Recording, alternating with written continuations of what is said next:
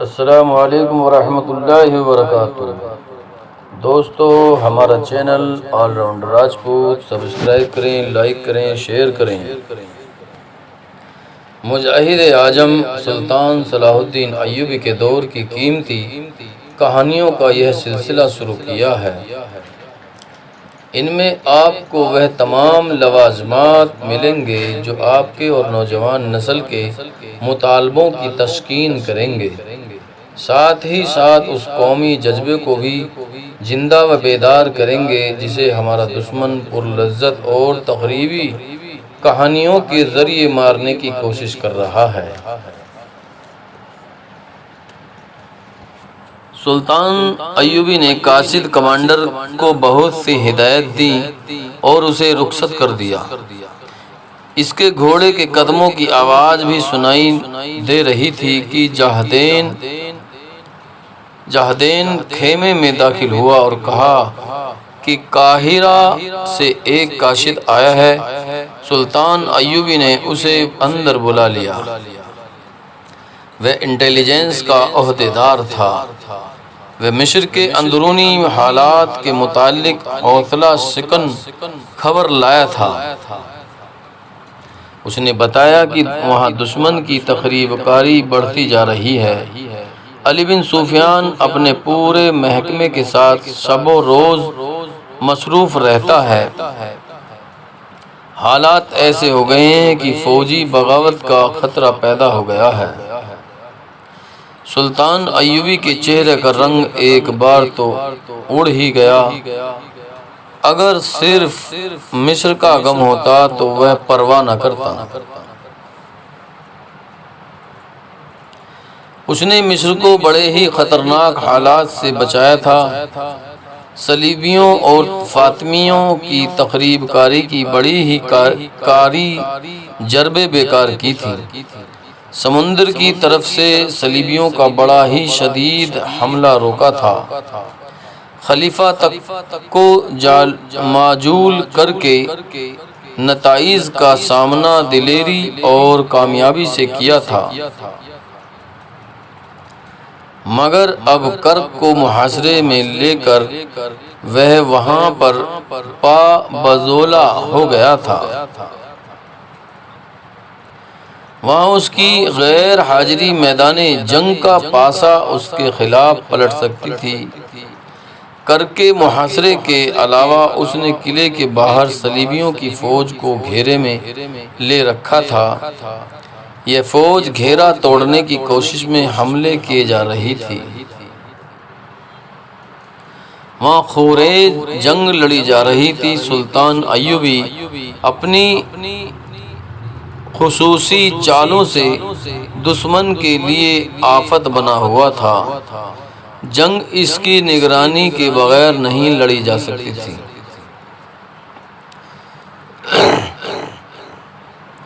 ادھر سوڈان کی صورتحال نے بھی مصر کو خطرے میں ڈال دیا تھا۔ یہ ایک اضافی مسئلہ پیدا ہو گیا تھا۔ سلطان ایوبی کو یہ خطرہ نظر آ رہا تھا کہ تقی الدین نے بھاگنے کے انداز سے پسپائی کی تو دشمن کی فوج اس کی فوج کو وہیں ختم کر دے گی اور سیدھی مصر میں داخل ہو جائے گی۔ مصر میں جو فوج تھی وہ حملہ روکنے کے لیے کافی نہیں تھی۔ ادھر کرک کے محاصرے کی کامیابی یا جلدی کامیابی مخدوش نظر آ رہی تھی۔ دونوں محاذوں کی کیفیت میں مصر میں بغاوت کے خطرے کی خبر ایسی چوٹ تھی جس نے سلطان ایوبی کے پاؤں ہلا دیے۔ وہ کچھ دیر سر جھکائے ہوئے خیمے میں ٹہلتا رہا، پھر اس نے کہا، میں صلیبیوں کی تماتر فوج کا مقابلہ کر سکتا ہوں، اس فوج کو بھی جو انہوں نے یورپ میں جمع کر رکھی ہے، مگر میری قوم کے یہ چند ایک غدار مجھے شکست دے رہے ہیں۔ کفار کے یہ حواری اپنے آپ کو مسلمان کیوں کہلاتے ہیں؟ وہ غالباً جانتے ہیں کہ انہوں نے مذہب تبدیل کر لیا تو عیسائی انہیں یہ کہہ کر دھتکار دیں گے کہ تم غدار ہو، ایمان فروش ہو، اپنے مذہب میں رہو، ہم سے اجرت لو اور اپنی قوم سے غداری کرو۔ وہ خاموش ہو گیا۔ اس کے خیمے میں جو افراد موجود تھے وہ بھی خاموش تھے۔ سلطان ایوبی نے سب کو باری باری دیکھا اور کہا،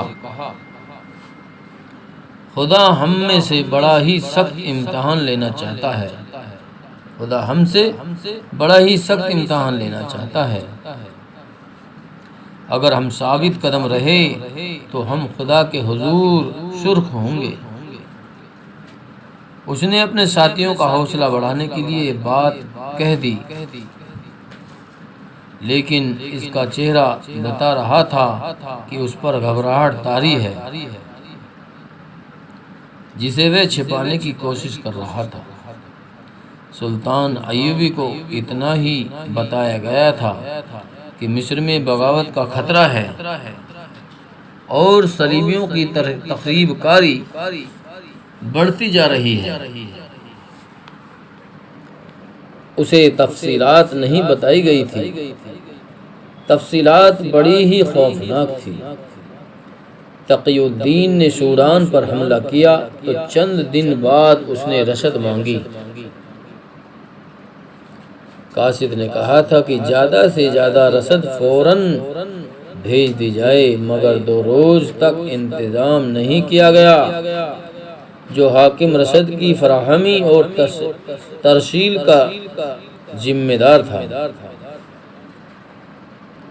اس سے باز پرس ہوئی تو اس نے یہ اعتراض کیا کہ بیک وقت 2 محال کھول دیے گئے ہیں،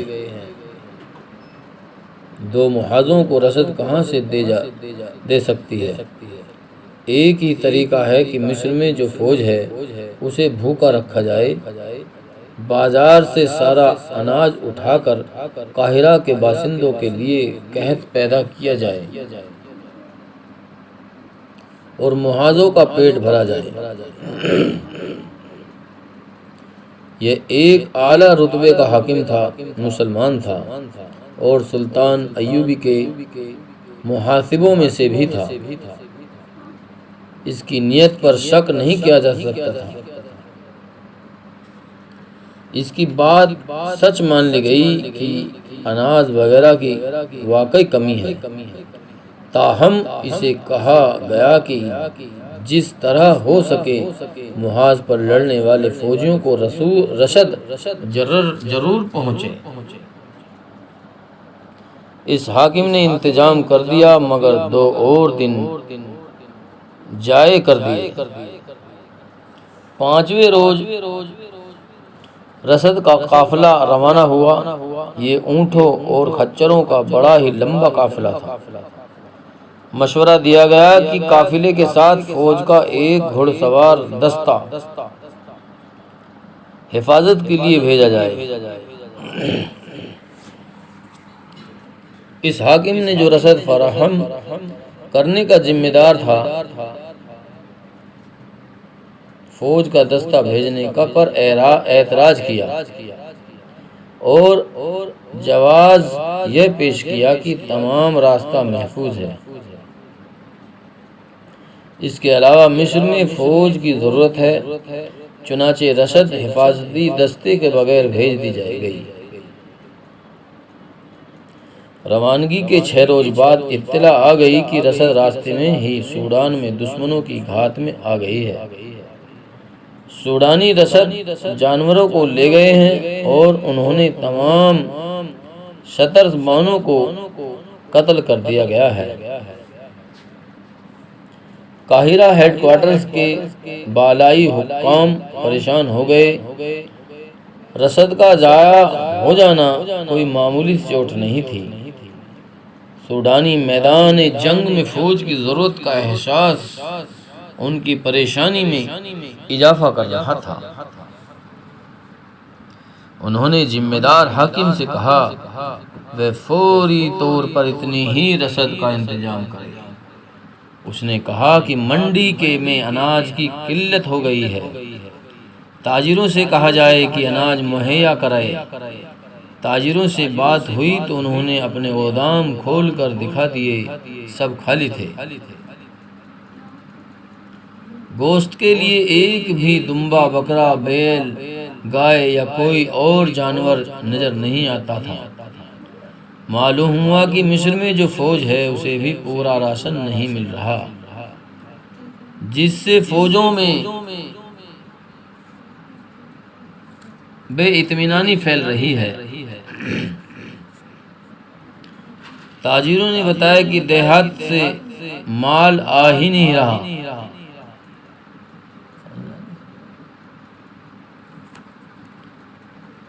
علی بن سفیان کی جاسوسی کا انتظام بڑا اچھا تھا۔ یہ انکشاف جلدی ہو گیا کہ باہر کے لوگ دیہات میں آتے ہیں اور وہ اناج، بکرے وغیرہ منڈی کی نسبت زیادہ دام دے کر خرید لے جاتے ہیں۔ اس کا مطلب یہ تھا کہ اناج بغیر ملک سے باہر جا رہا تھا۔ تب سب کو یاد آیا کہ 3-4 سال قبل سلطان ایوبی نے مصر کی پہلی فوج کو، جس میں سوڈانی باشندوں کی اکثریت تھی، بغاوت کے جرم میں توڑ کر اس کے افسروں اور سپاہیوں کو شرحد کے ساتھ ساتھ قابل کاشت اراضی دے کر کاشتکار بنا دیا تھا۔ وہ لوگ اب مصری حکومت کو اور منڈیوں کو اناج دیتے ہی نہیں تھے۔ یہ سوڈان پر حملے کا رد عمل تھا۔ یہ انقلاب 6-7 دنوں میں آ گیا تھا۔ اناج کی فراہمی کا کام فوج کو سونپا گیا۔ دن رات کی بھاگ دوڑ سے تھوڑا سا اناج ہاتھ آیا، جو فوج کی حفاظت میں سوڈان کے محاذ کو روانہ کر دیا گیا۔ بالائی حکام کے لیے رشد کا مسئلہ بہت ٹیڑھا ہو گیا۔ اس سے پہلے ایسی قلت کبھی نہیں ہوئی تھی۔ انہیں یہ ڈر بھی تھا کہ سلطان ایوبی نے رسد مانگ لی تو کیا جواب دیں گے۔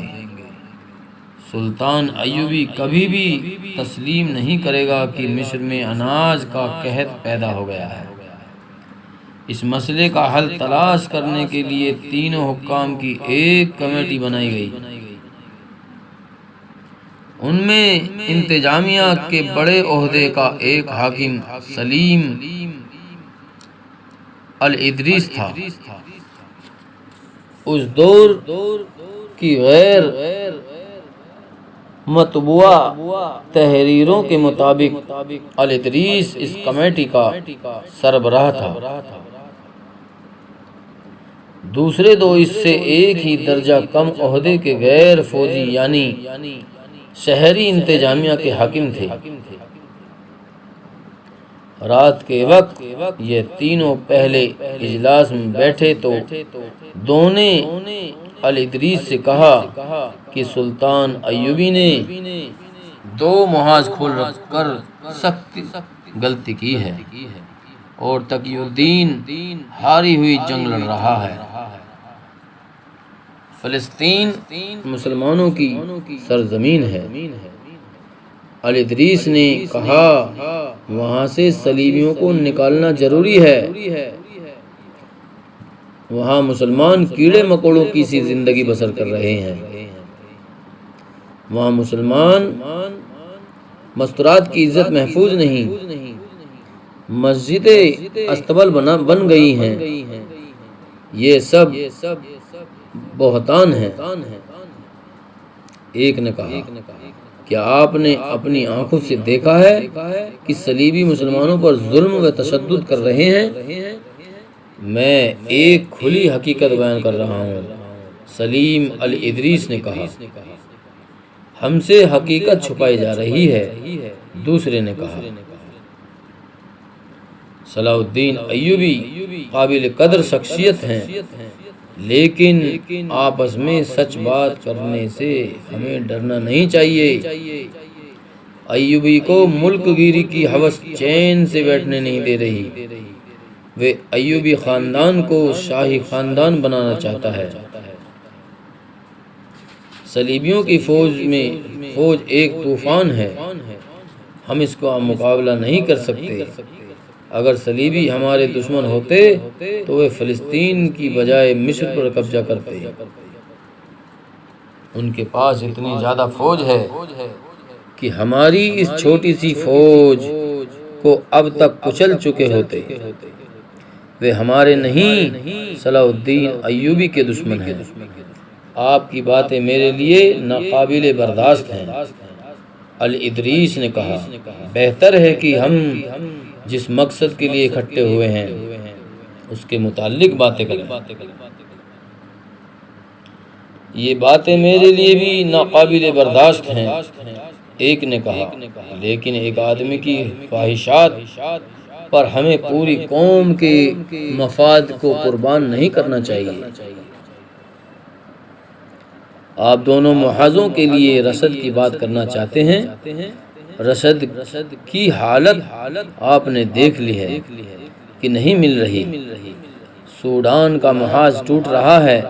میں نے یہ سوچا ہے کہ ہم اس محاذ کی رسد روک لیں۔ اس کے فائدہ ہوگا کہ تقی الدین پیچھے ہٹ جائے گا اور فوج مرنے سے بچ جائے گی۔ یہ بھی ہو سکتا ہے کہ ہم رسد نہ بھیجیں تو تقی الدین مجبوری کے عالم میں گھیرے میں آ جائے۔ الادریس نے کہا، ایسا بھی ہو سکتا ہے کہ ہماری فوج دشمن کے آگے ہتھیار ڈال دے ہتھیار۔ اس نے کہا، ہم شکست کا الزام فوج کے سر تھوپ رہے ہیں۔ آپ کیا سوچ کر یہ بات کر رہے ہیں؟ سلیم الادریس نے پوچھا۔ میری سوچ بڑی صاف ہے، اس نے جواب دیا۔ صلاح الدین ایوبی ہم پر فوجی حکومت ٹھونسنا چاہتا ہے۔ وہ صلیبیوں سے مسلسل محاذ کر آرائی کر کے قوم کو بتانا چاہتا ہے کہ سلامتی کی ضامن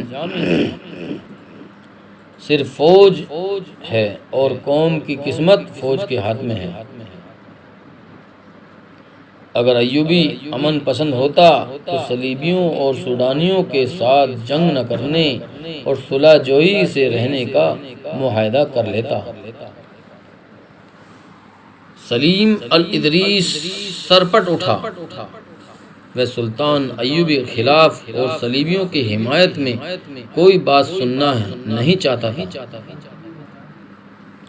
اجلاس میں گرما گرمی ہو گئی۔ کمیٹی کے باقی ممبر اسے بات بھی کرنے نہیں دے رہے تھے۔ اس نے آخر تنگ آ کر کہا، میں اجلاس برخاست کرتا ہوں۔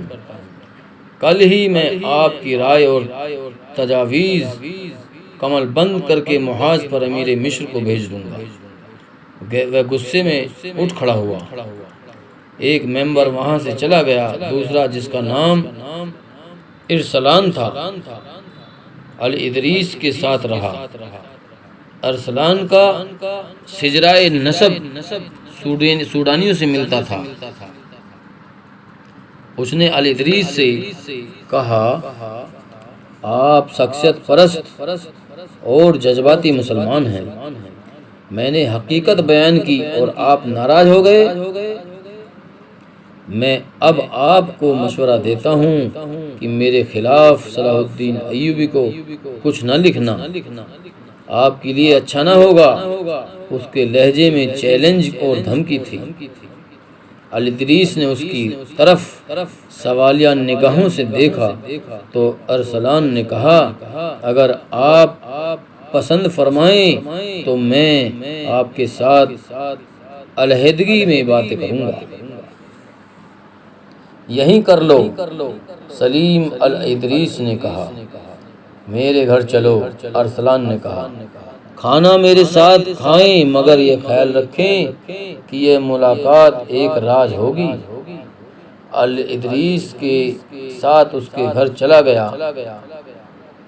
الادریس اس کے ساتھ اس کے گھر چلا گیا۔ اندر گیا تو اسے یوں لگا جیسے بادشاہ کے محل میں آ گیا ہو۔ ارسلان اتنی زیادہ اونچی حیثیت کا حاکم نہ تھا۔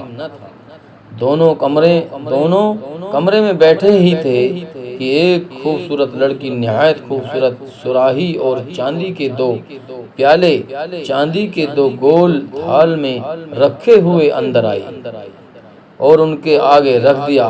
الادریس نے بو سے جان لیا کہ یہ شراب ہے۔ اس نے پوچھا، ارسلان تم مسلمان ہو اور شراب پیتے ہو؟ ارسلان مسکرایا اور بولا، ایک گھونٹ پی لے، آپ حقیقت سمجھ جائیں گے جو میں آپ کو سمجھانا چاہتا ہوں۔ 2 سوڈانی حبشی چند اندر آئے، ان کے ہاتھوں میں چمکتی ہوئی تستریوں میں کھانا تھا۔ کھانا لگ چکا تو الادریس حیرت سے ارسلان کو دیکھنے لگا۔ ارسلان نے کہا، حیران نہ ہو محترم سلیم الادریس، یہ شان و شوکت آپ کو بھی مل سکتی ہے۔ میں بھی آپ کی طرح پارسا ہوا کرتا تھا، مگر اب اس طرح کی 2 لڑکیاں میرے گھر میں ہیں۔ دمشق سے بغداد کے امیروں اور وزیروں کے گھروں میں جا کر دیکھو، انہوں نے اس طرح کی حسین اور جوان لڑکیوں سے حرم بھر رکھے ہیں۔ وہاں شراب بہتی ہے۔ یہ لڑکیاں، یہ دولت اور یہ شراب صلیبیوں کی کرم نوازش ہیں۔ سلیم الادریس نے کہا، عورت اور شراب نے سلطنت اسلامیہ کی جڑیں کھوکھلی کر دی ہیں۔ ہمارے channel all rounder Rajput subscribe کریں، شیئر کریں، لائک کریں۔